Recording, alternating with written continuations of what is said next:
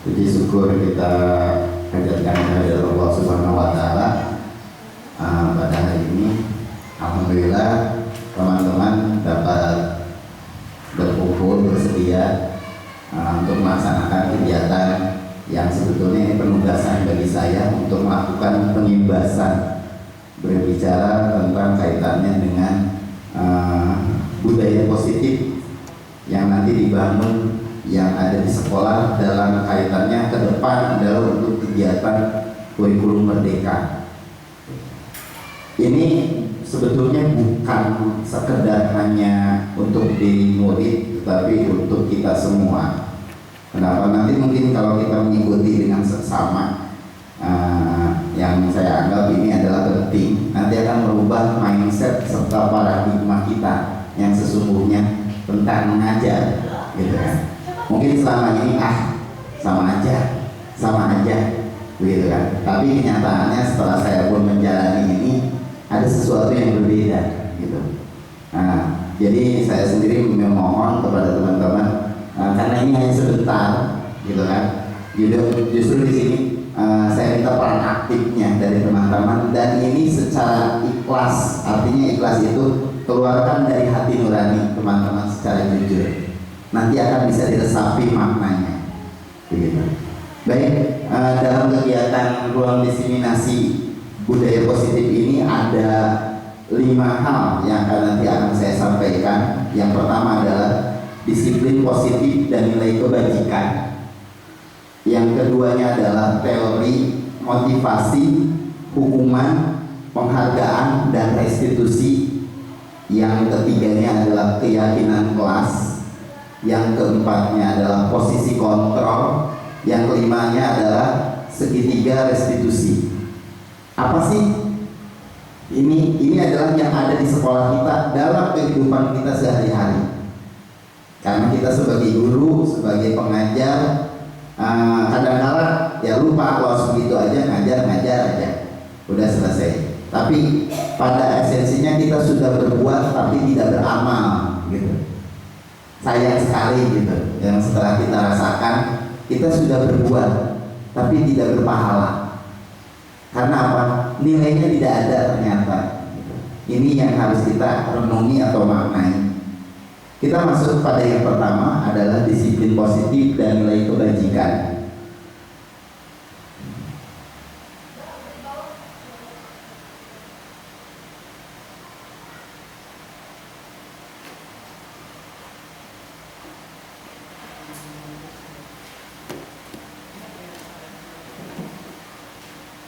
Ini berbicara tentang disiplin positif dan nilai kebajikan. Yang pertama adalah kita mau seperti permainan, mungkin ada berdua, ada berdua-dua atau sendiri lah, boleh berdua. Kita coba mengepal tangan. Nah, anggap di tangan ini kita ada benda yang paling berharga, emas atau terserah apapun itu yang berharga, ya.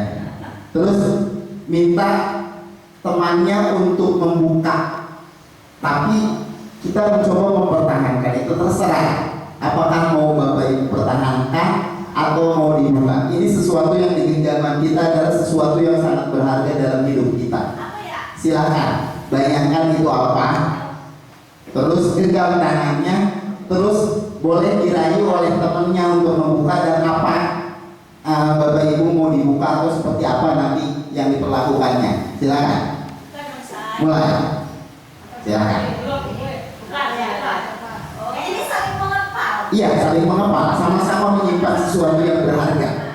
Nah, terserah siapa yang membuka atau tidak membuka, terserah, itu hak Bapak Ibu.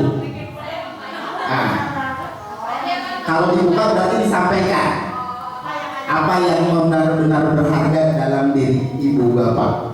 Kalau berharga mau dibuka ya berarti harus dibuka dong, tapi harus disampaikan apa itu. Kalaupun nggak mau ya jangan. Terserah rayu seperti apa. Ya, coba. Mau dibuka atau enggak gitu loh. Tanya aja, mau enggak, atau kalau perlu di sini kan dipaksa ya.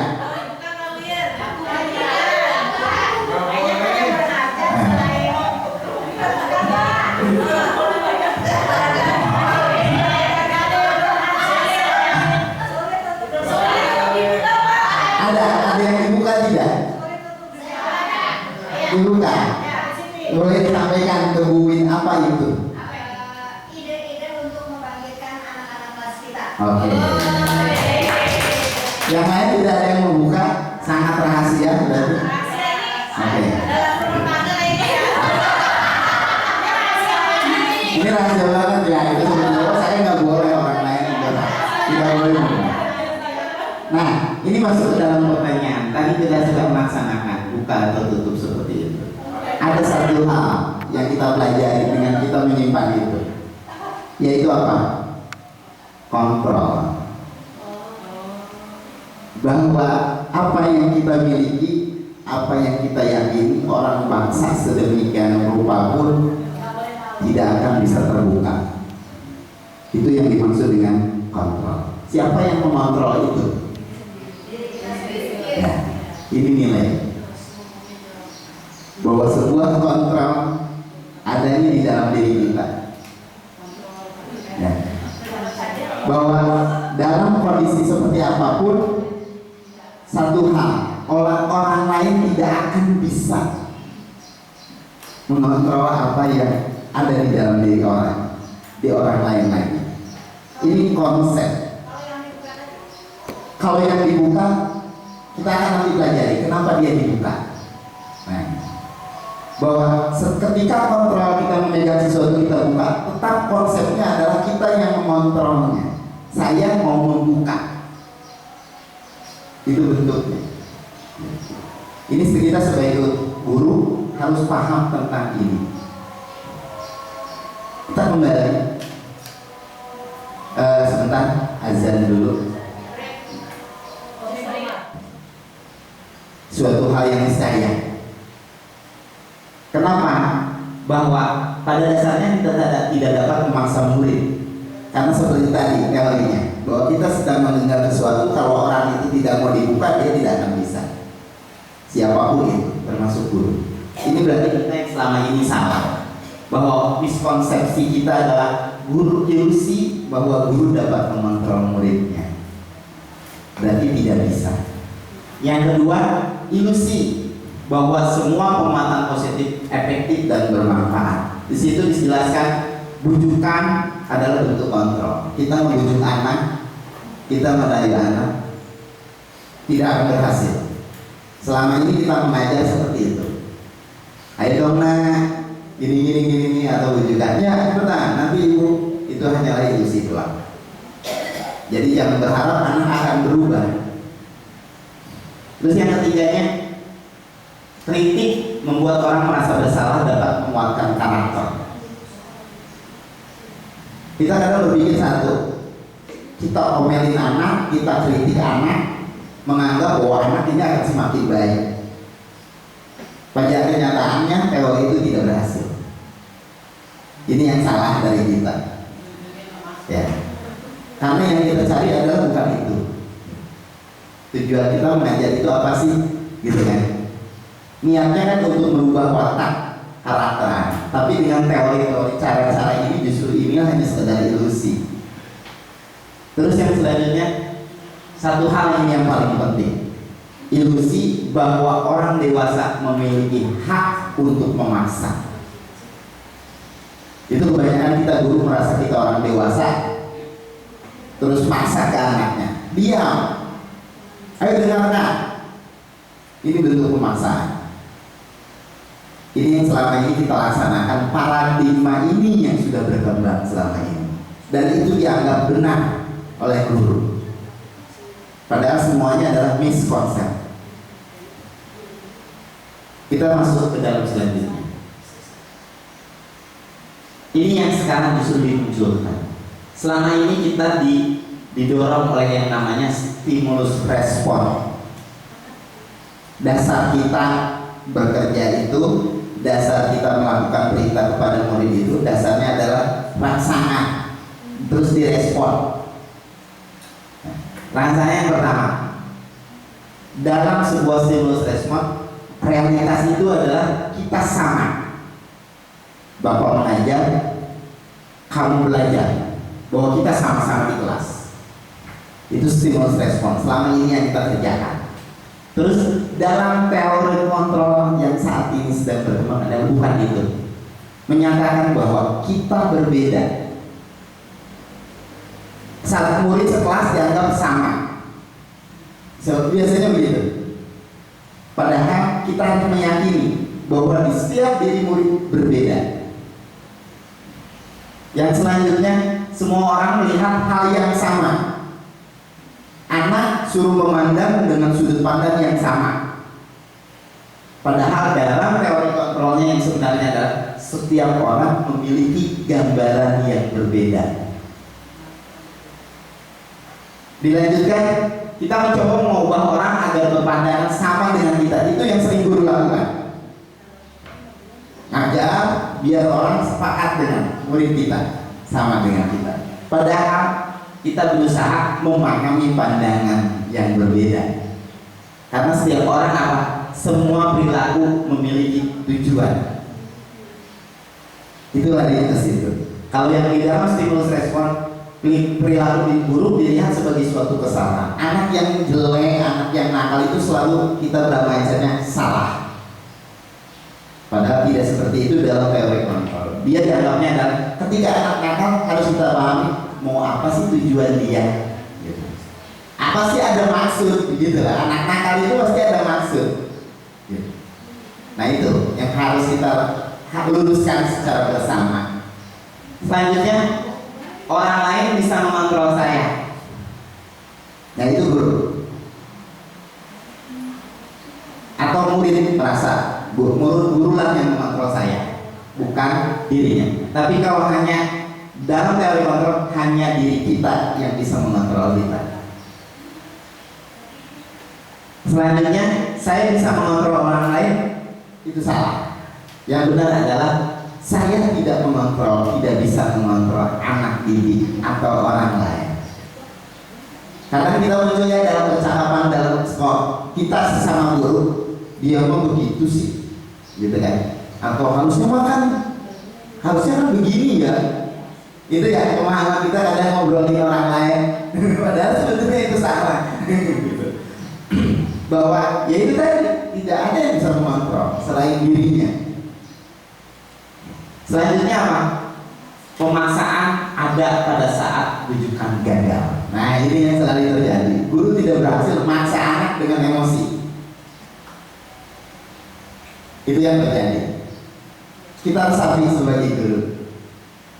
Yang benar adalah kolaborasi, konsensus, menciptakan pilihan-pilihan baru. Artinya apa? Kita berkomunikasi dengan anak. Mau apa sih yang kita tentukan pilihan. Nah yang terakhir adalah ini, model berpikir menang dan kalah. Dalam teori respons stimulus adalah ketika seorang anak menang, dia merasa menang, dan ketika yang lain kalah. Ketika ada anak salah, berarti dianggap kalah. Ketika anak berantem yang satu merasa benar, dianggap benar. Tapi kalau dalam teori kontrolnya yang sebenarnya ada win-win solution, menang dan menang. Yang salah tidak disalahkan, yang benar pun tidak selalu jadi benar. Itu artinya. Untuk siapa? Murid. Kita akan mengacu ke situ. Dan sampai ini akan melarinya kemana? Ke dalam kehidupan kita sehari-hari juga. Ini akan selalu diterapkan dalam kehidupan. Kita lanjutkan. Kemana ini arahnya? Kita arahnya ke dalam kata disiplin. Nah, teman-teman, Bapak Ibu, apa sih makna disiplin? Bisa nggak? Yang disebut disiplin itu kayak gimana? Gambar. Taat aturan. Ada lagi? Ya, menjalankan sesuatu dengan tata tertib. Satu aja. Kalau kita mendengar kata disiplin, terkesan apa? Keras, paksaan, hukuman. Pasti yang ada di otak kita ya. Ya, intimidasi. Disiplin. Wah, disiplin itu berarti identiknya dengan paksaan, hukuman, gitu. Harus patuh, taat, tidak boleh tidak. Itu yang selama ini ada di otak kita. Kita lihat seperti apa sebetulnya yang disebut disiplin? Ini. Nah, ketika mendengar kata disiplin, apa yang terbayang di benak kita, terlintas di pikiran kita, kemungkinan tata tertib yang tadi Ibu Bapak, tata tertib, teratur, patuh pada aturan. Terus satu lagi, pasti ada satu hal rasa tidak nyaman, terpaksa. Karena terpaksa itu akhirnya tidak nyaman. Itu yang selalu terjadi. Nggak hanya murid ya, kita. Aduh, disuruh bangun pagi masuk jam 7 terpaksa. Nah gitu. Ini muncul dalam diri kita, murid sama. Di sini kita lihat dalam teorinya Ki Hajar Dewantara bahasanya gini. Di mana ada kemerdekaan, disitulah harus ada disiplin kuat. Sesungguhnya, sungguh pun disiplin itu bersifat self disiplin. Artinya apa? Munculnya dari diri, bukan oleh keterpaksaan, bukan oleh orang lain. Karena yang dimunculkan adalah disiplin intrinsik dari dalam diri, bukan oleh aturan. Maka aturan itu nanti di yang selanjutnya tidak ada bicara aturan. Nanti sama dengan anak pun, maka aturan itu hilang dengan sendirinya. Kita punya tata tertib, kita punya aturan. Kalau anak menjadi terasa tidak nyaman, maka yang tadi teori kontrolnya, mereka tidak akan melepaskan dirinya untuk mau berubah. Seperti itu. Kita lihat sekarang di sini bahwa disiplin itu menciptakan kemerdekaan. Dalam konteks murid yang merdeka, syarat utamanya adalah disiplin diri. Harus motivasinya muncul dari internal. Terus seandainya dalam bahasa Jawa ini ya, sebetulnya saya artikan artinya merdeka itu artinya tidak hanya terlepas dari perintah, tetapi cakap memerintahkan dirinya. Itu yang disebut dengan disiplin. Jadi ketika seseorang mampu memerintah dirinya, itulah yang disebut disiplin. Bukan guru, ayo baris, tapi guru dia, anak baris sendiri, mereka sedang memerintah dirinya. Itu yang disebut dengan disiplin. Disiplin apa? Disiplin positif. Jadi hal yang seperti ini yang terjadi saat ini, semua paradigma mindsetnya sama, semua guru, bahwa kata disiplin itu harus ada hukuman, dan ketika orang yang disiplin harus ada penghargaan. Itu kan nilainya di situ pasti tadi. Jadi selalu akan ada muncul. Padahal disiplin sendiri adalah kontrol diri untuk memotivasi dirinya dari dalam supaya dia menjadi disiplin sendiri. Berdasarkan apa kita di sini?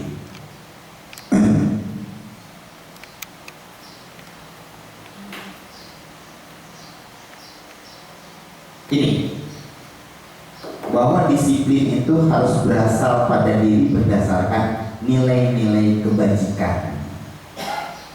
Nilai-nilai kebajikan yang ada di diri kita, nilai-nilai kebajikan yang ada di masyarakat, nilai-nilai kebajikan yang ada di dunia universal. Ketika kita mampu tersenyum, nah itu berarti nilai kebajikan. Ketika kita hormat kepada orang tua, itu nilai kebajikan. Kalau murid seperti apa nilai kebajikannya? Yang saat ini adalah profil pelajar Pancasila. Itu nilai kebajikannya. Berarti acuannya kemana pendisiplinan ini? Ke situ. Harus dipaksa? Tidak harus dipaksa. Harus diapa? Nanti kita lanjutkan. Ini disiplin positif dengan nilai kebajikan. Yang ini yang kita pakai, profil pelajar. Padahal di dunia sana banyak nilai kebajikan. Ini yang dikeluarkan oleh YP. Ini nilai kebajikannya. Banyak. Komitmen, percaya diri, sama seperti kita 18 karakter waktu itu. Ya, itu sebetulnya nilai-nilai kebajikan. Kesini sama 9 pilar karakter IHF. Ini nilainya. Terus ini dapat dipercaya, lurus hati, banyak sampai yang ini. Petunjuk hidup, bahasanya seperti itu. Ini adalah nilai-nilai kebajikan yang ada di dunia, di Indonesia, termasuk ini. Nah, ini yang terakhir yang banyak. Proyek nilai-nilai kebajikan. Kita pakai yang mana? Sebetulnya kita boleh pakai yang semuanya. Tapi karena kita mengacu kepada nilai kebajikan yang sudah disepakati oleh rakyat Indonesia, yaitu tadi profil pelajar Pancasila. Di situ ada elemen, sub-elemen. Tadi disampaikan oleh Buit, kata Buit, saya mau pengen tahu proyek penguatan. Sebetulnya nanti saya akan bahaskan lagi begini. Sebetulnya, ini di sini nilai-nilai kebajikan ini banyak. Nah, ini ada satu. Kita jawab sendiri. Yang atas nggak usah lah. Sebagai seorang pendidik, Anda perlu hadir di suatu pelatihan seperti ini. Saya minta, di situ pertanyaannya, apakah yang mendasari tindakan Anda? Ya, untuk ikut saya minta kepada teman-teman hari ini, apa coba motivasinya? Pengen tahu aja. Ada lagi nggak? Pengen tahu. Terus apa Anda hadir di sini ditegur oleh saya? Enggak kan? Terus? Biar dapat nasi. Terus kalau seandainya Anda dilihat dari puji atau ada ingin dipuji atau terakhir ini, kalau teman-teman nggak dapat, ada nggak efeknya? Ada lah. Apa? Dalam zaman. Bukan efeknya seandainya tidak ikut pun ada efek nggak buat diri? Tidak. Karena ilmu. Berarti dasarnya apa motivasi? Diri kita. Itu yang disebut dengan kontrol. Gitu. Nggak ada loh yang ngelarang Bu Yeni mau pulang atau Bu Ning mau pulang. Kira-kira ada imbasnya nggak buat Bu Yeni? Nggak ada kok. Itu mau buat Pak Yanti. Gitu kan? Nasi tetap dapat. Nah, ini bentuk-bentuk ya. Ada 3.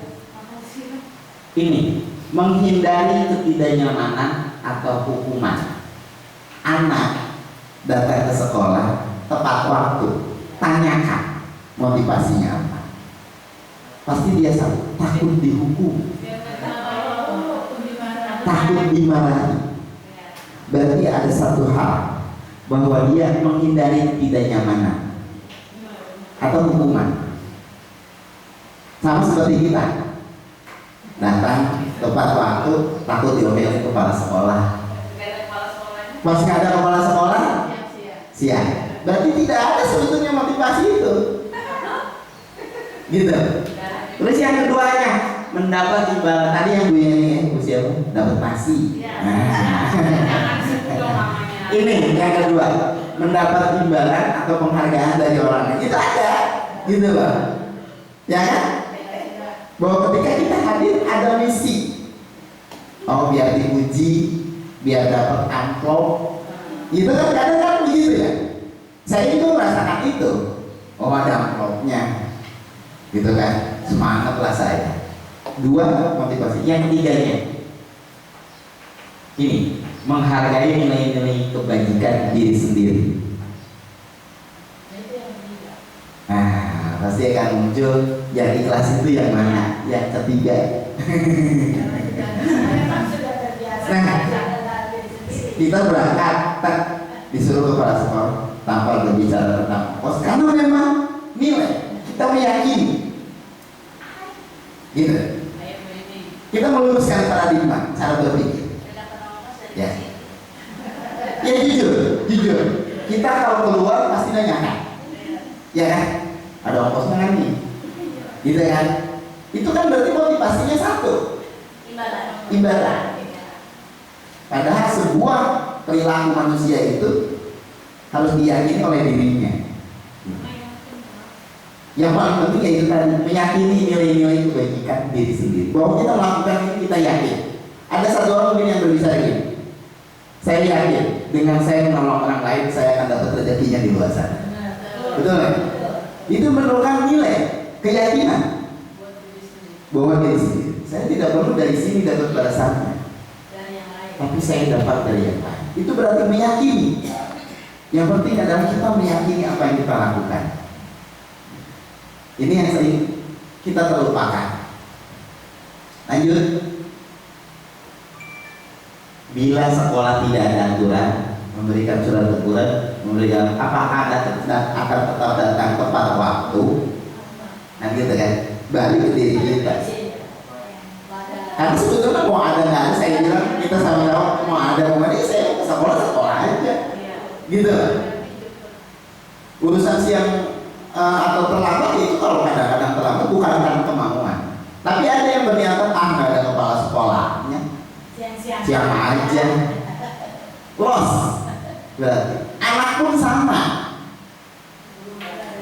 guru nggak ada, gurunya juga suka telat.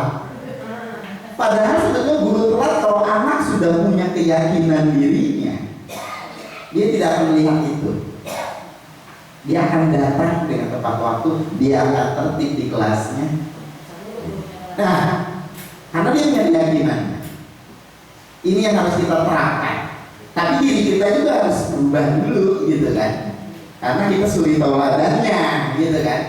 Jangan sampai ya tadi muncullah pemaksaan. Keluarlah tadi ya ilusi-ilusi itu bahwa kita sebagai yang dewasa selalu benar, bisa maksa orang, bisa mengontrol anak, gitu. Karena memang tidak ada yang bisa mengontrol itu selain diri kita atau anak. Lanjut. Nih, satu ini. Nilai kebajikan apa yang Anda rasakan penting saat ini untuk ditanamkan di sekolah atau kelas?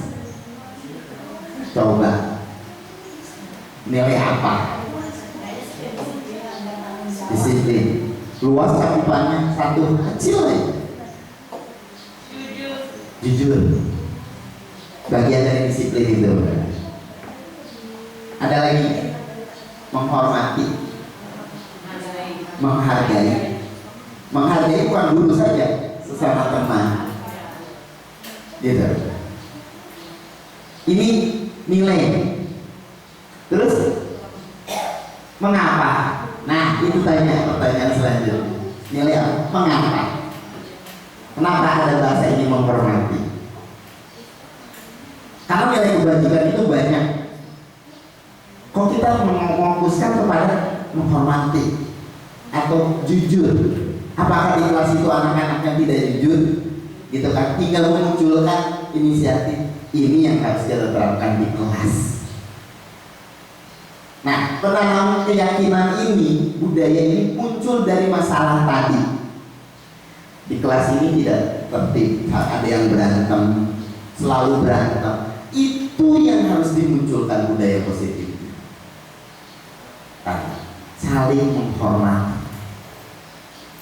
Mungkin saya suka mendengar di kelas Miss Linda atau di Budina yang sering berantem. Nah, Budina. Nah, itu berarti ada nilai kebajikan yang loss. Apa? Saling menghormati. Hak dan kewajibannya. Berarti itu yang harus serta-merta dibangun di kelas itu yang paling penting. Mungkin yang lainnya dia oke, datang tepat waktu. Tapi pas di sisi itu dia lemah. Maka itu yang harus dibangkitkan. Maka di sini akan muncul. Kita nggak bisa, saya atau Bu Dina, saya bilang Bu Dina tidak bisa mengontrol anak itu. Karena yang mengontrol dirinya adalah dirinya sendiri. Makanya kita omelin berkali-kali, akan terjadi lagi. Karena apa? Belum tertanam nilainya. Kita masuk kepada nilainya.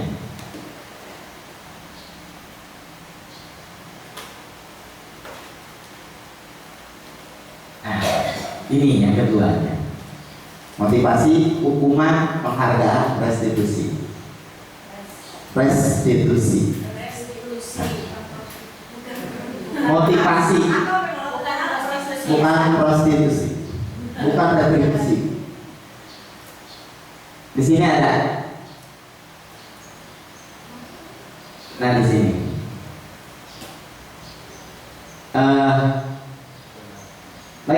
Bagaimana kita berperilaku? Mengapa kita melakukan segala sesuatu? Apakah kita melakukan sesuatu karena dorongan dari lingkungan atau ada orang lain? Terkadang kita melakukan sesuatu karena menghindari rasa sakit. Pernah nggak teman-teman atau dalam hidup kita menghindari sesuatu dalam hidup kita karena menghindari rasa sakit? Pernah, sedang. Karena kita daripada saya tidak nyaman, mendingan nggak usah tahu. Pasti semua orang pasti mengalami itu. Ya, kita pendam. Ya. Terus kita juga melakukan sesuatu untuk mendapatkan apa yang kita mau. Berarti ambisi.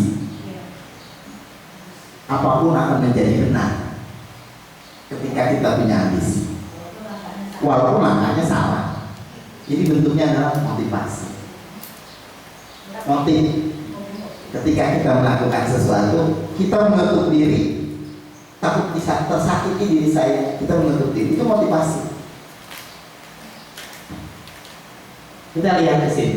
Nah, ini mungkin sudah biasa. Pernahkah Anda melakukan sesuatu untuk mendapatkan senyuman saja? Pernah. Hanya untuk mendapat itu. Senyum manis. Dari siapa? Dari suami biasanya, atau dari istri, ya kan? Senyum. Apa rasanya? Pasti bahagia. Ketika muncul keinginan ini terwujud, gitu. Nah, ini satu hal yang menjadi pemotivasi juga. Terus ini ada tiga motivasi perilaku manusia. Satu, menghindari ketidaknyamanan atau hukuman tadi. Motivasinya itu. Anak datang tepat waktu, karena nggak mau dihukum, pusing dengan gurunya, cerewet, ngomong mulu, menghindari ketidaknyamanan, diomelin guru, itu anak.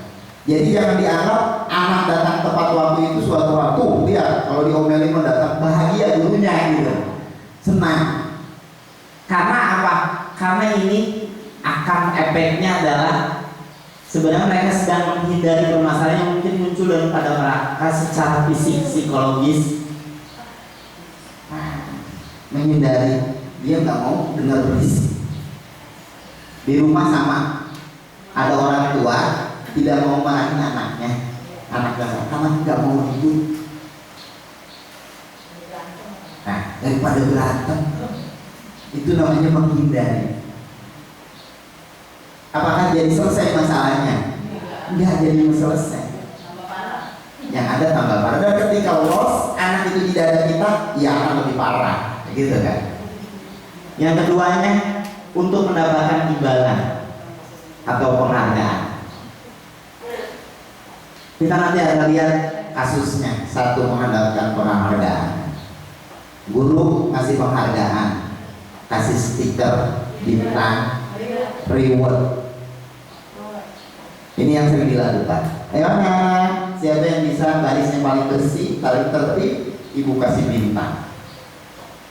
Penghargaan. Ya, itu yang namanya miskonsepsi. Makanya kenapa? Ya alhamdulillah bersyukur, berarti teman-teman generasi pertama yang saya imbaskan, karena ke depan mungkin saya akan mengimbaskan lebih jauh lagi dengan yang di luar sana. Setidaknya kita sudah mulai memahami apa artinya budaya positif. Gitu. Selanjutnya, terakhir, untuk menjadi orang yang mereka inginkan. dan menghargai diri sendiri serta nilai-nilai yang mereka percaya. Ini motivasi yang paling penting. Untuk menjadi orang, saya mau jadi apa? Saya pengen jadi pemimpin. Anak teriak-teriak di kelas saya kayak Aulia ya, Aulia Putri. Saya lihat ini motivasi dia. Dia ingin menjadi dirinya seperti pemimpin. Kita support, berikan kepercayaan kita. Jangan ini anak beda sendiri. Gitu. Padahal dia punya keyakinan. Menurut dia seperti ini adalah disiplin. Gitu. Terus menghargai diri sendiri dan nilai yang mereka percaya. Dia mempercayai nilai apa? Tanyakan. Apa yang kamu percaya dengan kamu bersikap seperti? Oh, saya pengen jadi pemimpin, Pak. Nanti besok saya mau. Itu yang dia percaya dengan gaya seperti itu. Karena kita berbicara dengan murid itu adalah perilaku. Budaya positif itu adalah bentuk perilaku. Ada anak yang ambisi, dia nyatok pekerjaan. Tanyakan apa motivasi dia, keinginan. Dia mempercayai bahwa dengan dia belajar serius, dia akan menjadi seorang yang sukses. Itu berarti motivasi dirinya. Jadi setiap perilaku akan berbeda-beda. Anak itu akan berbeda-beda, tergantung dari motivasi. Anak masuk sekolah belajar, ada dasarnya satu, dia lagi ternyata di rumahnya diomelin oleh orang tua. Awas kalau di sekolah dia hanya satu motivasi, takut ketidaknyamanan. Ini yang harus kita kembalikan ke marwah seorang guru dan ini murid. Karena apa? Dalam teorinya bahwa guru itu tidak akan bisa merubah kodrat, gitu. Watak. Jangan berharap guru dapat merubah kodrat. Karena itu sudah alamiah dan dibawa oleh Allah, oleh Tuhan. Kita hanya sebagai petani, katanya begitu, yang nanam jagung atau padi. Kita tanam jagung atau padinya, pasti kan bibitnya beda-beda ya. Nah, tanam, udah. Kita nggak bisa merubah padi itu menjadi enak, padi itu menjadi beda. Kita yang menyampingin penyakitnya, kasih pupuk, gitu. Nanti tergantung bibitnya. Kalau kita beli bibitnya yang bagus, ya padinya bagus. Kalau bibitnya jelek, ya tetap aja padi itu mau dirawat segimanapun tetap jelek. Tapi minimal kita hilangkan yang mengganggu. Misalnya sifat jelek, tekan sifat jeleknya, angkat sifat baiknya. Itu teorinya. Jangan dianggap ini, kalau kita begini sifatnya akan hilang. Tidak akan pernah. Kita pun punya itu. Kalau kita pelit, memang sudah ada pelitnya. Tapi tinggal dua, pelitnya ditekan akhirnya jadi dermawan, atau dermawannya tidak pernah diangkat akhirnya selalu pelit. Gitu teorinya. Ini tuntunan pendidikan. Sama dengan anak. Anak nakal melakukan sesuatu, apakah ini sifat aslinya atau karena ada sesuatu tujuannya? Balik. Lanjut.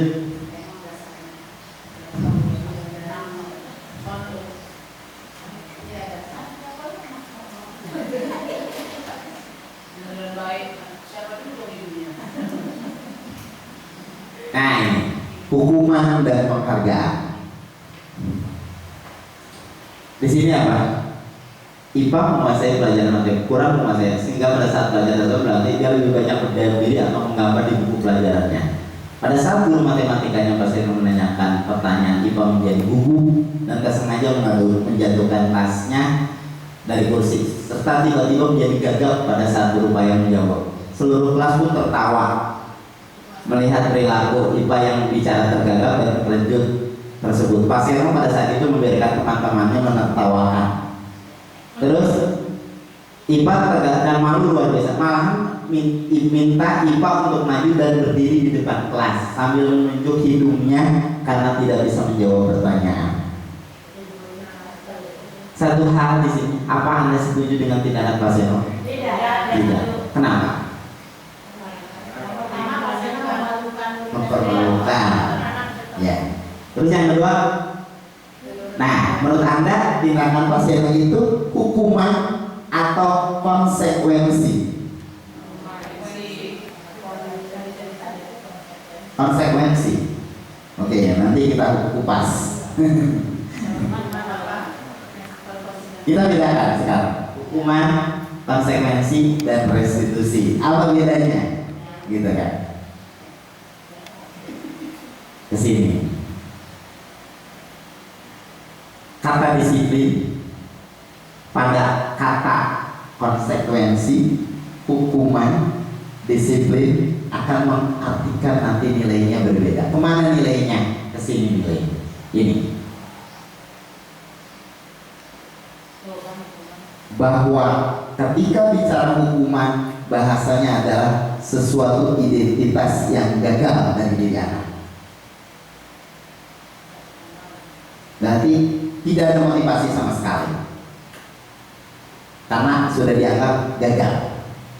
Tapi bicara konsekuensi dan restitusi, ini akan merupakan kunci kepada menjadi sebuah identitas anak yang sukses ke depannya. Di sini ada hukuman itu selalu berbahasa sesuatu yang menyakitkan harus terjadi. Guru puas, rasa keras, ya. Nah, itu menyakiti. Itu berarti bentuk sebuah hukuman. Apapun bentuknya.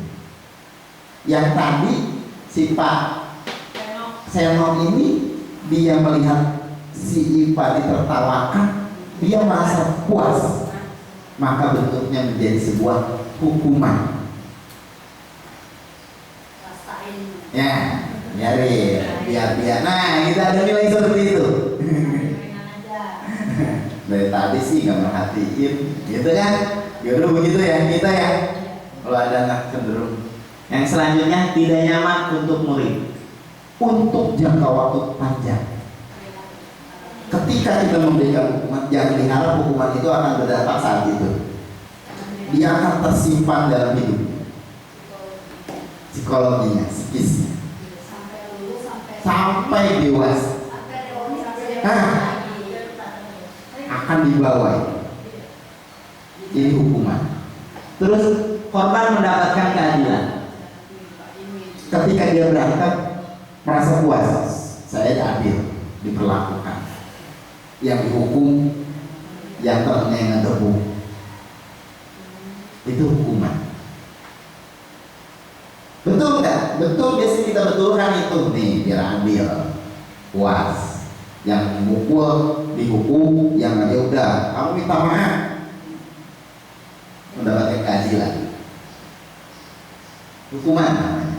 Terus terakhir, murid anak akan tersakiti, itu pasti. Nah, beda. Konsekuensi sesuatu harus terjadi. Dengan gayanya datar konsekuensi itu. Ayo tadi kamu kerjain apa? Ini Pak nyoret-nyoret bangku. Ya sudah. Kenapa nyoret-nyoret bangku? Datar tuh bahasanya. Berarti kalau bangku ini tadinya bersih, harus bersih lagi ya. Kamu tugasnya bersih. Itu konsekuensi namanya. Nggak marah, konsekuensi mah, gitu ya. Ya. Ayo kalau terlambat apa aturannya? Nggak boleh masuk Bu. Oh ya udah, berarti kamu di luar ya. Baik sih bahasanya, tapi sebetulnya tidak nyaman. Gitu. Jangka waktunya pendek. Saat itu doang dia. Oh iya ya, saya tadi telat sih, gitu. Tapi selesai itu apa akan ada berdampak? Yang tidak akan ada dampak. Yang selanjutnya, korban bisa diabaikan. Jadi lupakan korbannya. Kalau tadi kayak berantem, si korbannya tidak mendapat apa-apa. Tapi yang kita cecer adalah yang berbuat salahnya. Begitu. Terakhir, ini tidak nyaman. Kalau ini tersakiti, beda dengan restitusi. Merupakan pilihan. Anak membuat salah itu ada dua pilihan. Mau kemana dia? Terus yang selanjutnya, menguatkan murid dalam jangka waktu panjang. Buat lihat penguatan. Salah pun jadi benar. Kok bisa? Nanti kita akan bahas di restitusinya. Terus korban mendapat ganti. Ini yang disebut dengan win-win solution. Apa kepuasannya buat si korban dan si yang menyakiti pun tidak akan menjadi tersakiti. Ketemu win-win solution. Yang terakhir adalah mendapatkan penguatan. Karena tidak ada satupun yang salah dan yang benar. Semuanya benar. Karena setiap orang tadi teori kontrol dalam melakukan sesuatu karena ada tujuan. Mungkin dia orang tadi dia ngeledek, nah orang dia ngeledek doang, kenapa kamu mukul? Nah, kan ada tujuan masing-masing. Kita lihat di sini. Kita lewat ininya. Nah ini bahasa kalimat-kalimatnya. Negatif, netral, positif. Kalau hukuman itu pasti bahasanya begini. Awas kalau dilakukan lagi ya. Suka kayak gitu. Ya, awas. Nah, terus mendorong menyalahkan diri. Tuh yang sering. Lagian sih kamu udah dibilang yo, disalahin terus dicecer. Ya. Terus menyembunyikan kesalahan. Akhirnya itu, kalau hukuman itu pada akhirnya anak menyembunyikan kesalahan. Gak mau jujur. Makanya tadi konsep jujur dari mana? Ya ini dengan sendirinya nanti muncul. Terus membayar impas kesalahan. Ini memperkesan banget. Kamu dihubungi ya tadi, coba pukul lagi impas. Ya, itu yang pernah saya lakukan. Makanya, oh salah. Gitu kan. Terus ini kalau di dalam ini netral, kalau di dalam sini teorinya teori kontrol, berarti yang sudah dibahas ya. Nah ini kesini semuanya, kita lihat kesini. Nah coba teman-teman mencatat 100 kali di dalam buku kalimat saya tidak akan terlambat lagi, konsekuensi atau hukuman.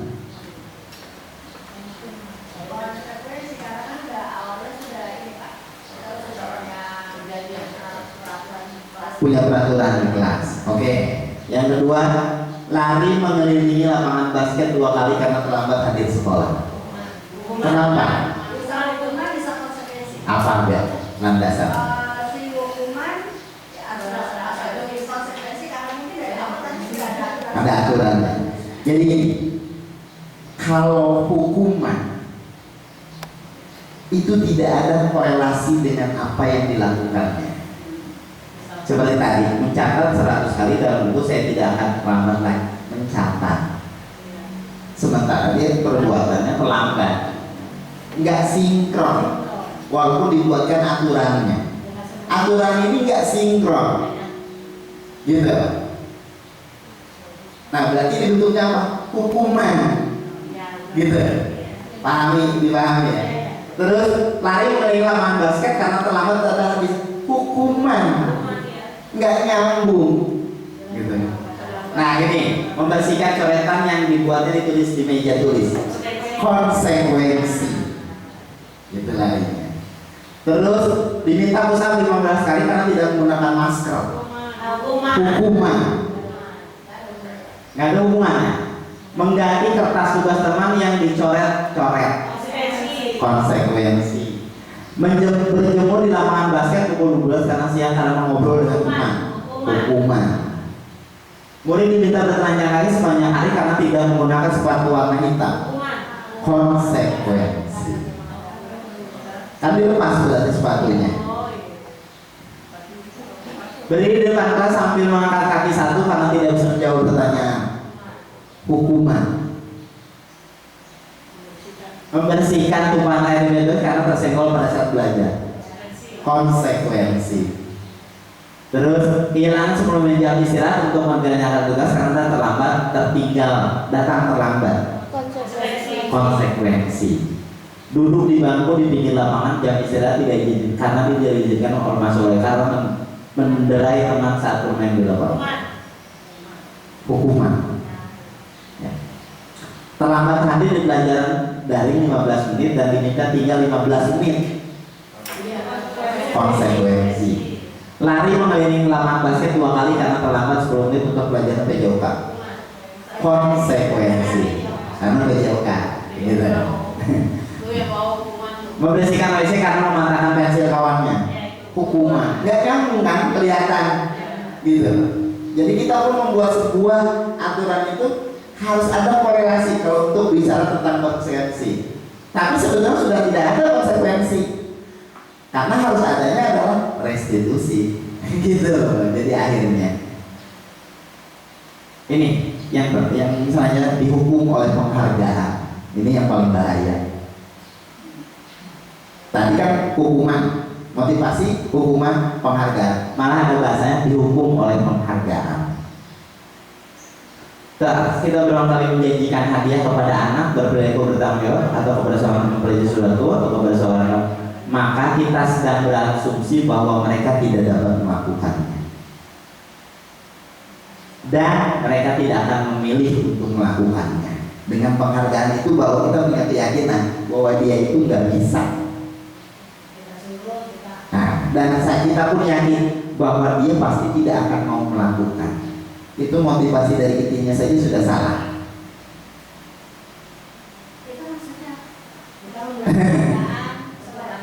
Kita memberi penghargaan karena menganggap apa yang anak itu pasti nggak bisa, makanya saya pancing dengan penghargaan.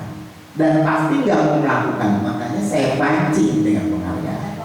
Berarti kita tidak punya keyakinan bahwa anak itu bisa. Gitu. Kayak nilai 100 dapat 10.000 karena kita yakin nggak akan dapat nilai 100. Salah satunya begitu. Artinya memberikan motivasi. Iya. Kata fungsinya memberi tidak. Dan satu, mematahkan. Nanti kita lihat apa bedanya. Kalau kita yakin nggak bakalan dapat. Nih, ini contoh masalahnya. Ibu Ana sekalian mendapatkan masalah murid-muridnya tidak bisa tertib berdiri antri di depan kelas, selalu berebutan.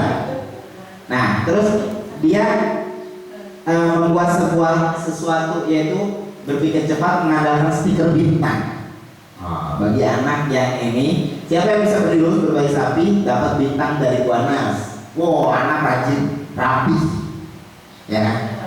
Nah, setelah rapi, besok-besoknya sudah biasa rapi dapat bintang. Besoknya Bu Anasnya sakit, digantilah sama si Pak Heru. Si Pak Heru kan nggak tahu tentang bintang itu, baru berantakan lagi. Ternyata tidak bisa bertahan lama penghargaan itu. Gitu.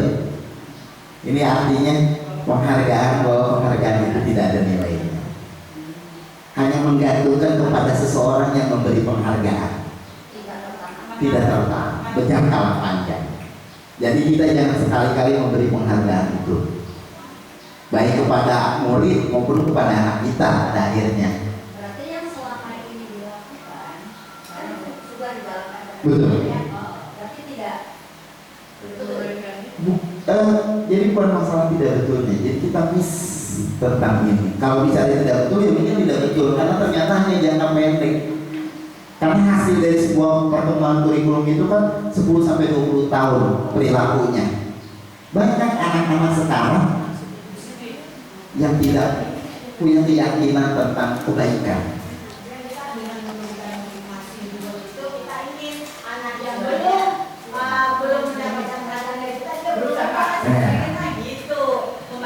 Apakah betul? Keyakinan kita seperti itu enggak? Ya, kita lihat. Kita lihat. Ya. Coba kita lihat ya di sini ada. Nih, Selama ini tidak boleh gitu ya. penghargaan efektif. Efektif jika kita menginginkan seorang melakukan sesuatu yang kita inginkan dalam jangka waktu pendek. Karena keinginan tadi, biar anak bisa, oke kita kan. Tapi saat itu saja. Selesai. Ada hasilnya nggak buat anak itu? Tidak ada. Hanya saat itu. Berarti yang dicari adalah kepuasan kita, bukan nilainya.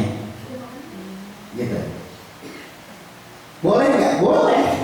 Cuma kita punya nggak mindset kita berubah paradigma bahwa apa yang kita lakukan terhadap anak akan hasilnya ketika keluar dari sini ya akan membawa terus itu kemana pun. Ini penghargaan. Terus nih yang tadi saya bilang, jika kita melakukan sesuatu yang baik, maka selain kita senantiasa berhadap mendapatkan penghargaan tersebut, kita pun menjadi tidak menyadari tindakan yang baik yang kita lakukan. Karena dia tahunya penghargaan itu. Kalau saya nggak udah lupa lah yang sesuatu yang baik. Targetnya adalah dapat imbalan. Nah. Terus ini tidak efektif. Karena ada bahasa gitu, hanya jika Anda melakukan hal ini, maka Anda akan mendapatkan penghargaan yang diinginkan. Udah, segitu doang. Saat itu ke bawah nggak kira-kira? Nggak ada. Ada nilai-nilai? Nggak. Bagus rapi? Nggak ada nilainya. Dia tertib? Nggak ada nilainya. Di rumah ya berantakan lagi, gitu. Terus ini penghargaan merusak hubungan. Ketika seorang diberi pengerti puji dengan di depan orang banyak, maka yang lain akan merasa iri. Iri sementara dia tidak bisa. Kan biasanya gitu, dianggapnya kalau ini kasih penghargaan, yang lain akan terpacu. Padahal tidak begitu. Yang lain, dia. Oh dia. Bagi yang iri, oh dia. Bagi yang tidak mau, iya. Udah nggak ada motivasi. Karena saya yakin saya tidak bisa. Udah makin dol. Gitu. Terus penghargaan mengurangi ketepatan. Beberapa percobaan yang dilakukan oleh para pakar bahwa ternyata di sini dalam sebuah sekelompok anak laki-laki berusia 9 tahun diminta untuk melihat gambar wajah ditampilkan di layar dan harus memberitahu jika wajah tersebut sama atau berbeda. Gambar tersebut beberapa dari mereka diberi penghargaan dalam bentuk uang dan sebagian lagi tidak diberi uang. Apa yang terjadi? Anak laki-laki yang dibayar menggunakan uang justru banyak yang melakukan kesalahan. Ini telah diuji cobakan dengan penghargaan tidak efektif. Terus ini ada kedua, ketiga. Nah ini menurunkan kualitas, mematikan kreativitas, penghargaan hukum. Ini yang pertama. Penghargaan hukum mereka yang tidak mendapatkan penghargaan, misalkan dengan ranking. Mereka yang mendapatkan ranking kedua akan merasa yang paling terhukum. Jangan dianggap bangga. Jadi yang ranking kedua itu yang terhukum. Kalau yang tidak ranking justru dia bodo amat. Tapi yang ranking kedua, ketiga merasa dirinya terhukum. Waduh, gue kalah. Besok harus begitu, enggak juga, gitu kan? Yang ada rusak hubungan. Diakin aja besok. Nah itu kaitannya ke situ. Oh dia nyontek juga. Oh terus itu membangkitkan rasa iri. Ya. Kadang yang respon antara ini entah apa. Betul. Nah ini betul. Makanya kita yang harus mampu memahami tentang ini bahwa salah. Makanya kita kan tahunya kemarin tidak ada ranking. Apa sih maksudnya? Oh ini dikupas. Jadi jangan sekali-kali memberikan peringkat si anak terpilih, apalagi tadi diuji di depan orang banyak. Jangan berharap akan memberi motivasi kepada yang lain, gitu. Yang ada merusak hubungan. Lanjut. Ini yang harus kita wujudkan. Ini motivasi dalam diri. Seorang anak belajar pertama kali menggabungkan huruf, kata, terus wajahnya senang gitu. Ih bisa, itu penghargaan yang tidak bisa dihargai oleh siapapun. Munculnya dari dirinya. Yang kedua, memberikan kepada seorang anak penghargaan saat dia sedang merasa bangga dengan pencapaiannya. Ada anak menang, yaudah kalau gitu besok mama ajak kamu jalan-jalan, sebetulnya sedang berusaha mulai menghargai dia. Di sini maka kita akan mengambil kekebedaan yang saat itu secara dirasakan secara alamiah. Anak dapat ranking, ada anak dapat nilai bagus, orang tuanya, nah bagus kalau gitu, ya udah kalau gitu mama berikan besok sepeda. Padahal dia sedang memiliki kebahagiaan yang alamiah, seumur hidup akan terbawa, tapi dimatikan oleh kita gara-gara sepeda.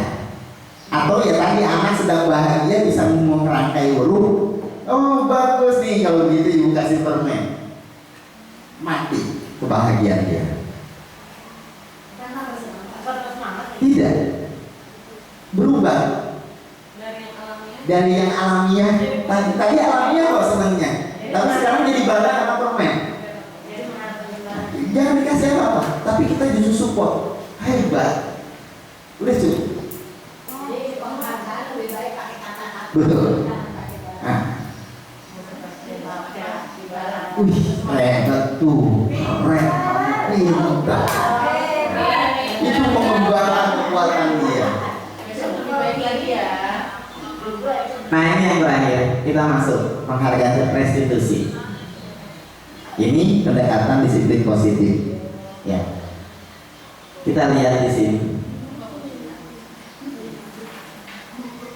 Kita restitusi adalah sebuah cara di mana nih, restitusi adalah proses kolaborasi mengajarkan murid secara solusi untuk masalah, membantu murid berpikir tentang seperti apa mereka inginkan dan mereka harus memperlakukan orang lain. Jadi buat dirinya sama orang lain. Gitu.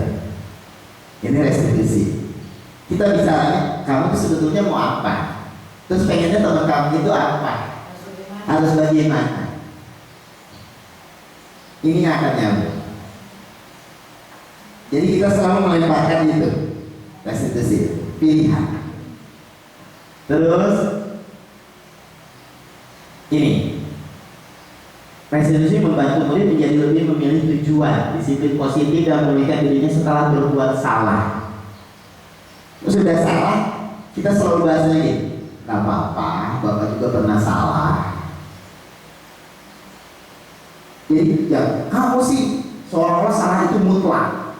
Padahal kita pun mungkin setiap manusia pernah melakukan salah yang sama.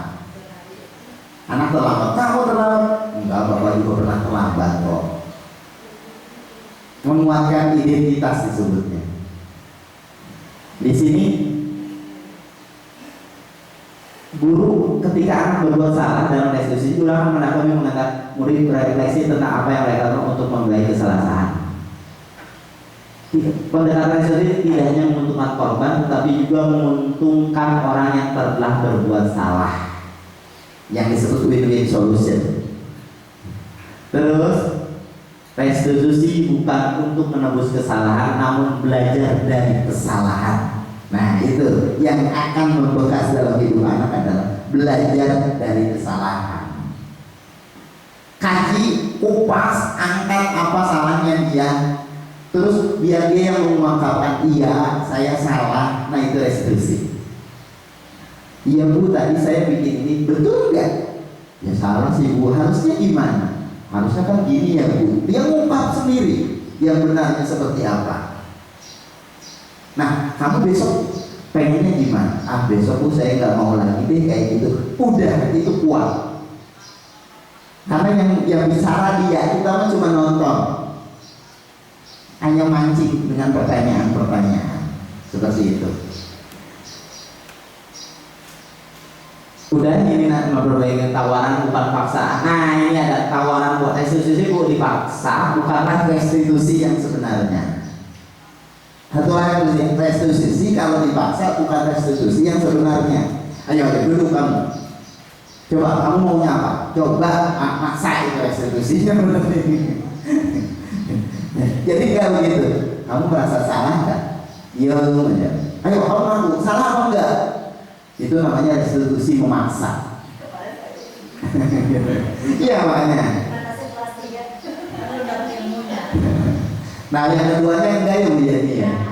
Yang keduanya tidak ada bahasa. Apa coba yang kamu lakukan? Gitu ya.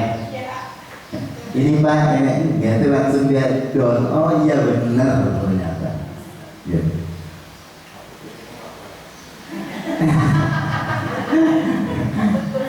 Mudah-mudahan sih kita ke diri kita juga nggak begitu gitu lah. Pelajaran buat diri kita juga gak anak. Saya mikirnya gitu.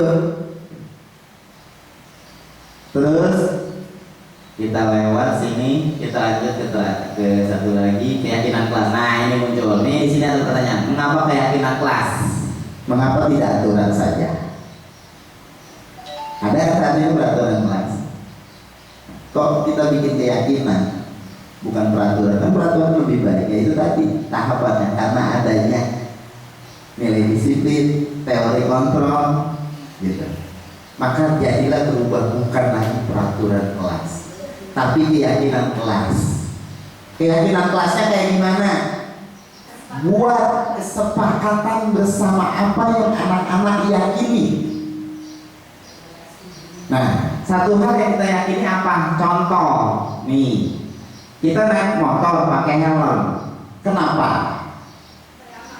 Supaya aman, supaya selamat. Itu nilai yang disebut dengan keyakinan. Gitu. Terus nih, mengapa kita melakukan tentang menggunakan masker, mencuci tangan setiap saat? Biar sehat, biar terhindar dari penyakit. Itu keyakinannya. Gitu. Menggunakan masker di kelas, dasarnya apa? Keyakinan. Menggunakan helm saat kerja, dasarnya keselamatan, keyakinan. Jadi buatlah di kelas itu bukan lagi peraturan, tapi keyakinan. Apa yang mereka yakini? Bahwa menghargai teman dan guru dan orang lain.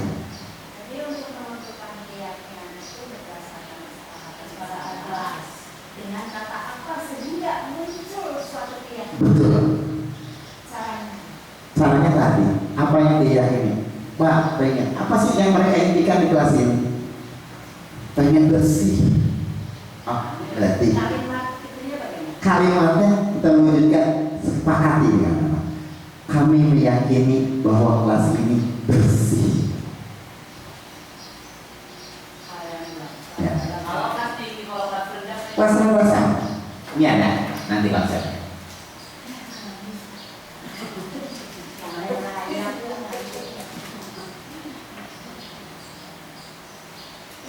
Nah, itu kelas 1.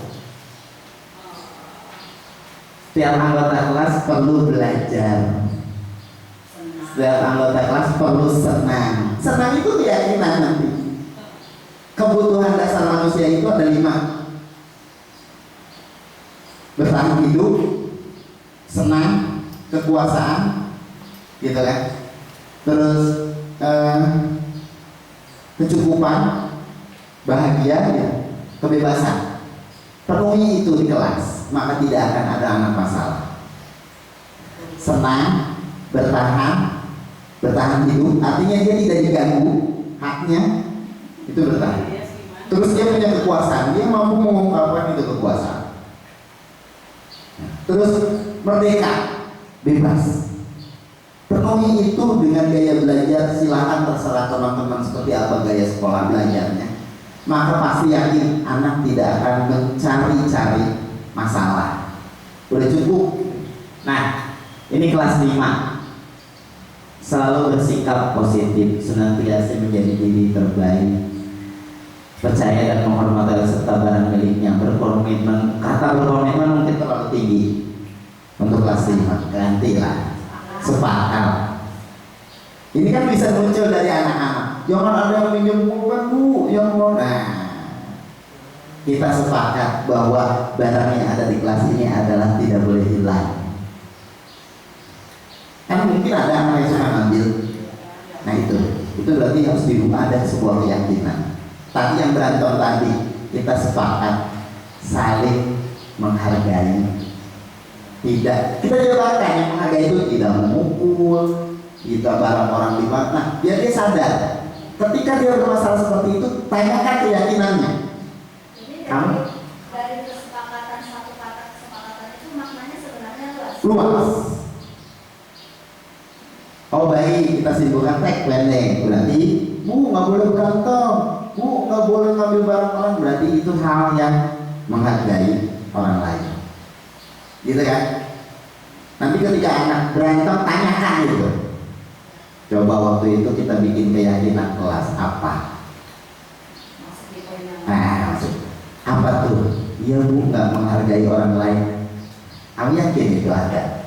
Ada bu, kan kelas kita sudah dibuat. Iya bu. Kamu masih percaya? Iya. Terus kenapa melakukan itu? Nah, dia akan mengungkap kesalahannya. Begitu. Sampai ke titik ini. Oh ini udah tugas lewat. Nah, ini tabel Y. Kita kalau bisa begini, terdengar, terlihat, dan berperilaku. Bisa di kelas dibikin seperti ini. Terdengar, saya satu orang berbicara, yuk saya bantu, terima kasih. Jadi selalu ada kata itu muncul di kelas. Saya ingin mendengar, buat tulisan. Saya ingin mendengar kata terima kasih, minta tolong, maaf. Di sebelah sini tulis, saya ingin terlihat bersih. Jadi bukan pajangan-pajangan yang tidak ada artinya gitu nanti itu ke depan itu. refleksi dari Iya, dari mereka. Terus terakhir berperilaku, tersenyum ramah. Gitu. Jadi bukan dipaksa, ayo baik sama. Karena harus muncul dulu keyakinannya. Nah ini, kita bikin ini di kelas. Kalau mau diganti besok ya. Misalkan tempelan Plak, saya ingin melihat. Tapi dari mereka pengen lihat seperti apa coba, terdengar lagunya. Maaf, terima kasih, selamat pagi. Ya, saya ingin mendengar selamat pagi, selamat siang. Tapi boleh nggak pakai kata-kata motivasi atau ini? Kalau lebih bagus lagi. Nah, tapi kalau bisa kalau SD mah katanya yang simpel. Maksudnya simple. Nah. Saya kata terima kasih, ada gambar. Oh iya gitu. Di sini maaf, di sini terima kasih, di sini cakep itu. Nah itu yang diharapkan sebetulnya kalau bukan nempel apa aja dalam kelas. Jadi semua muncul dari anak. Gitu. sebenarnya sih sudah dilakukan juga. Ya, Orang datang nih, ke sana, ibu guru assalamualaikum. betul. Ya, terus Tapi belum menjadi sebuah keyakinan. ada Gitu. ada yang Ini lewat.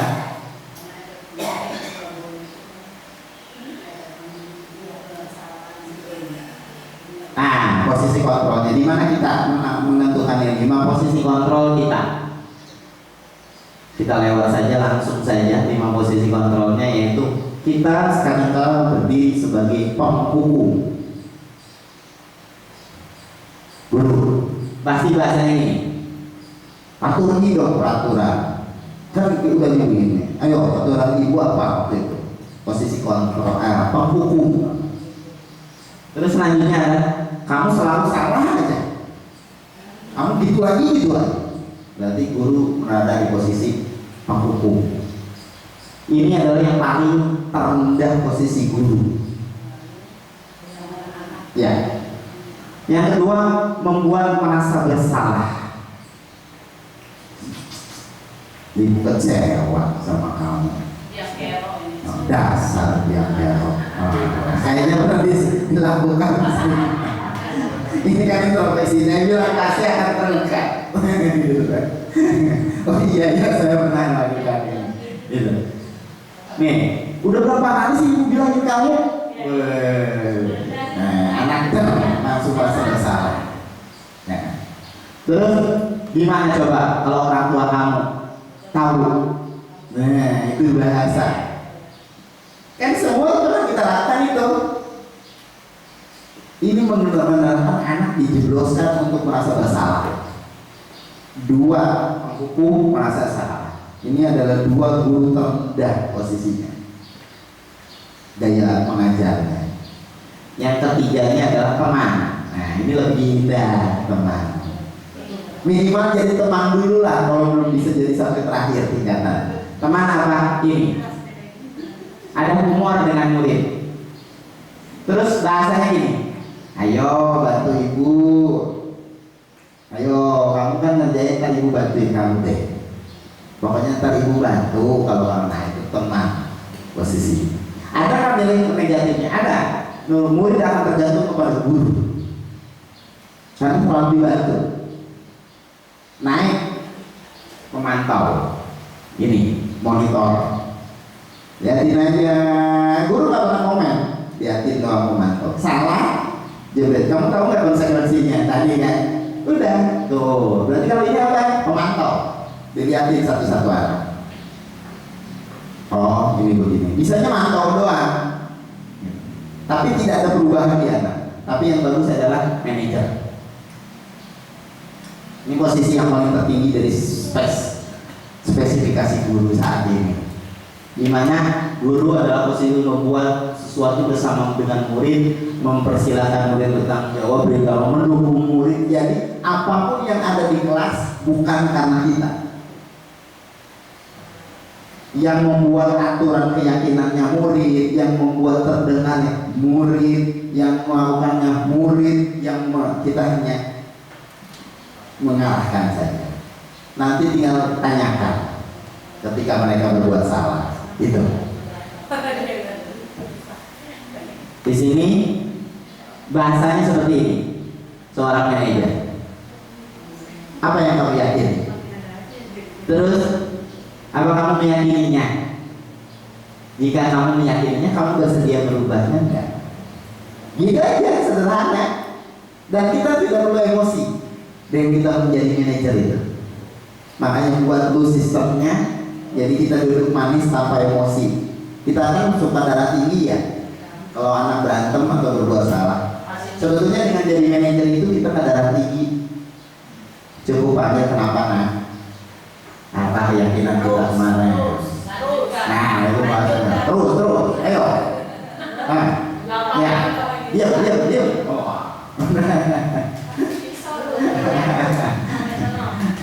ini. Nah, kalau penghukum nada suaranya biasanya tinggi. Kalau merasa bersalah nada suaranya memelas. Ya Allah, kamu nggak sayang sih sama ibu. Kalau tenang nada suaranya ramah. Pemantau nada suaranya datar. Kalau manajer nada suaranya tulus.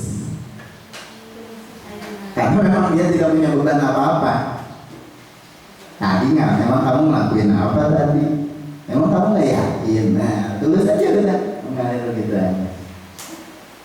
Dia yang menjawab, kita tidak menjawab. Terus dia mau memperbaikinya secara sendiri. Terus kamu maunya seperti apa? Besok-besok kira-kira kamu mau melakukan? Enggak bu, saya nggak mau. Yakin? Iya. Memang udah yakin? Dari mana kamu ya? Iya bu, soalnya yang cerita sendiri. Ya sudah. Balik lagi terus direstitusi. Maka akan tersimpan di otak. Restitusi. Terus diulang. Kalau anak berbuat baik, katanya kemarin kamu sudah yakin kalau berbuat itu salah. Terus balik lagi. Berarti dia belum yakin, gitu. Sampai akhirnya dia tidak melakukan itu kan? Punya keyakinan bahwa oh iya ya saya itu salah, gitu. Nah itu ya Mbak. Kita lewat terakhir. Nah ini segitiga restitusi. Bagaimana caranya kita jadi manajer? Ada disebut dengan segitiga restitusi. Yang pertama adalah menstabilkan identitas. Yang kedua validitas tindakan yang salah. Yang ketiga menanyakan keyakinan. Ini tekniknya. Yang pertama adalah bahwa ketika menstabilkan identitas harus ada teorinya bahwa kita semua akan melakukan hal yang terbaik yang bisa kita lakukan. Jadi hal yang salah itu hal yang biasa. Kamu tadi terlambat sekolah, iya nggak apa-apa. Gitu. Bapak juga pernah terlambat. Itu distabilkan identitasnya. Tapi tidak diulangi lagi ya. Gitu. Bapak juga sama kok dulu pernah terlambat, tapi Bapak berikan penguatan itu. Terus validasi tindakan yang salah. Nah, emang tadi kamu melakukan itu kenapa? Tanyakan alasan dia berbuat salah itu. Habisnya Bu, dia tadi mengadek saya. Oh, alasannya itu. Terus kenapa kamu harus mukul? Tanyakan lagi. Soalnya bukan saya dekat, apa harus dengan cara mukul? Terus kejar. Maka seorang manajer harus bisa mengejar dari apa jawaban anaknya. Nanti akan, menurut kamu benar apa salah begitu? Iya Bu, salah. Nah, turun dia. Nggak apa-apa sih kalau mukul, Bapak juga kalau emosi pasti mukul. Memvaliditas namanya. Stabil emosi. Oh, walaupun saya mukul juga, saya nggak apa-apa ke tadi itu. Mengembalikan lagi harga dirinya gitu. Jangan, makanya jangan mukul. Awas kalau mukul. Kemarin kan begitu saya juga ya. Coba awas kalau kamu berantem. Don anak. Mukul lagi. Ya, yang pertama baru. Yang kedua tidak. Nah ini adalah yang ketiga menanyakan keyakinan. Itu yang tadi. Oke, berarti ini sudah selesai. Kita yang harus kita pergunakan di sini adalah mindset kita ini yang harus berubah dari dalam diri kita juga. Teori kontrol, budaya positif, disiplin positif, semuanya bisa berjalan kalau ada kitanya, hati kita tergerak untuk berubah. Ya, saya mengajak teman-teman, ayo kita ubah. Jadi yang dipajang di kelas itu adalah bukan lagi pajangan-pajangan yang tidak punya makna. Kita tampilkan apa yang mereka mau. Nanti kaitannya dengan apa? Nanti kaitannya dengan belajar berdiferensiasi. Larinya ke sana. Oke, cukup mungkin. Silahkan kalau ada yang ditanyakan. Kalau nggak bisa deh.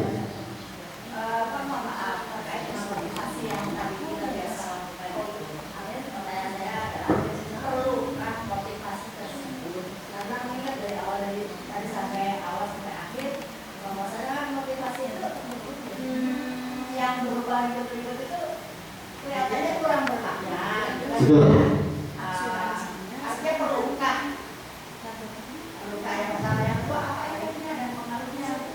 Motivasi perlu atau tidak gitu? Iya, dari motivasi yang tadi yang ada yang tadi Oh. dari motivasi yang baru kemarin. Iya. Pertanyaan saya selanjutnya adalah perlukah itu dilakukan kembali atau tidak? Itu. Yang kedua, efeknya apa jangka panjangnya? Nah, kembali kalau kita sudah memahami ini, tinggal kembali kepada keyakinan kita. Atau tidaknya gitu. Perlukah? Secara kesimpulan dari Kalau secara kesimpulan ini, motivasi, hukuman, penghargaan tidak ada yang salah. Tapi yang kita lihat adalah apa yang akan memberi dampak pada kedepannya, keinginan kita, keyakinan kita. Jadi tidak ada yang salah kita memberi hukuman, memberi motivasi. Tapi kan tinggal kembali ke kita, apa yang kita harapkan dari anak ini? Jangka panjang, tertanam seumur-umur, atau hanya sesaat? Karena ternyata dalam teorinya motivasi, hukuman, teguran, penghargaan adalah semuanya jangka pendek. Ya mungkin saat ini kita belum sanggup untuk berbicara restitusi, ya kita pakai motivasinya seperti ini melalui penghargaan. Tapi tanamkan keyakinan bahwa yang saya lakukan ini tidak akan bertahan lama. keluar dari zonanya. Betul. Nah, makanya apakah kita harus berubah? Iya. Betul. Dan kalau apakah dengan RPP saat ini kita tetap boleh berubah? Karena perubahan itu justru dimulai dari sekarang. Entah mungkin semester 2 besok, atau mungkin tahun pelajaran dan saya ubah semuanya besok. Begini, itu insya Allah nyaman. Dari yang tadi Pak, saya punya sedikit sih, tapi ini ya ada sih kesepakatan kelas, ada peraturan kelas. Ya, Peraturan kelas itu kan masih tetap kita pergunakan. gunakan. Nah, bisa nanti mungkin diganti bahasanya, jadikan keyakinan Si peraturan juga atau kesepakatan. kesepakatan sudah Pak. Ah, apalagi kesepakatan sudah, itu saja. Yang kesepakatan berarti kita punya aturan di dalam Betul. Padahal sebetulnya gini, aturan itu adalah sebuah kesepakatan. Jadi peraturan dibuat dalam sebuah masyarakat berdasarkan kesepakatan. Gitu. Makanya aturannya boleh dihapuskan, dihilangkan, tapi kesepakatannya yang dimunculkan. berdampingan antara kesepakatan dan peraturan. Nanti takutnya ada berbentuknya berupa konsekuensi hukuman kalau larinya ke kata peraturan. Tapi kalau bahasanya kesepakatan, larinya pada keyakinan. Itu bedanya nantinya itu. Boleh. Nah, ini jatuhnya bukan lagi peraturan, nanti bahasanya ganti judul. Ini misalnya tadi saya ingin melihat, saya ingin mendengar, Berarti mungkin dari yang bisa dilakukan. membantu teman, saya ingin melihat, saling membantu teman, gitu bahasanya. Jadi judulnya aja. Betul. Judulnya bisa kita ganti. Nah, Lalu poin-poinnya ada di bahasa di atasnya juga boleh. Kelas kami memiliki keyakinan saling membantu sesama, gitu loh, Mas Siti. Yang tadi ya. kami memiliki kelas 5A memiliki keyakinan saling membantu sesama teman, membantu. Nah, itu udah. Sama peraturan seragam. Ya, Peraturan seragam. Nah. Makanya seragam itu hari ini adalah iya, itu jatuhnya pada Kalimatnya bukan kalimatnya positif. Bukan lagi gini, murid harus berpakaian diri, tidak begitu. Kalimatnya selalu positif. Gitu. Itu yang kemarin kita bahas dalam akreditasi. Ya, aturan tata tertib. Ternyata tidak ada lagi bahasa peraturan tata, tapi kesepakatan kelas, kesepakatan sekolah,